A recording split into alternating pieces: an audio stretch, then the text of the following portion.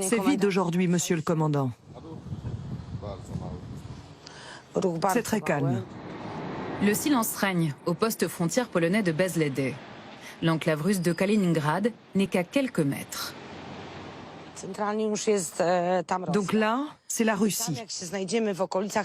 Et là-bas, à côté des lumières, vous ne pourrez plus filmer frontalement. Seulement sur les côtés, ok? Kaliningrad, une enclave russe au cœur de l'Europe. Il y a encore 3 ans, des voitures par milliers traversaient cette frontière dans un sens comme dans un autre. Mais avec le Covid puis la guerre, la Pologne a fermé ses portes aux Russes. Seules les personnes qui étudient, travaillent ou sont mariées à un Polonais peuvent entrer dans le pays. Christophe est l'un des rares à faire le voyage ce jour-là. Ce Polonais rentre de Kaliningrad. Les Russes viennent discuter avec moi. « Ah, vous êtes de Pologne? Quand est-ce qu'on va pouvoir venir en Pologne? En Pologne, il y avait ça, on pouvait acheter ça. » Les gens ne veulent pas que ce conflit s'élargisse. Ils ne veulent pas être mobilisés, ne veulent pas faire la guerre. Ils voudraient que ça se termine parce que ça n'a aucun sens. Fini les années d'ouverture. La Pologne tourne le dos à la Russie et construit même une barrière. Les aboiements des chiens des patrouilles russes résonnent à travers la forêt. Et la prudence règne aussi en mer. Accompagné des premières lueurs du jour, ce pêcheur navigue tous les jours le long de la frontière maritime russe. On fait très attention à ne pas traverser la frontière et à ne pas provoquer le côté russe.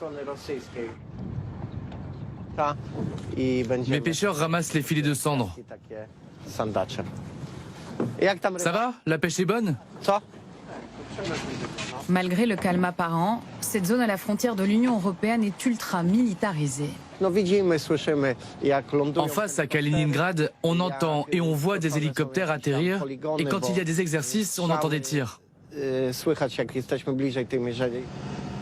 Avec la fermeture des frontières, l'explosion du prix de l'énergie, les temps sont durs pour Paweł.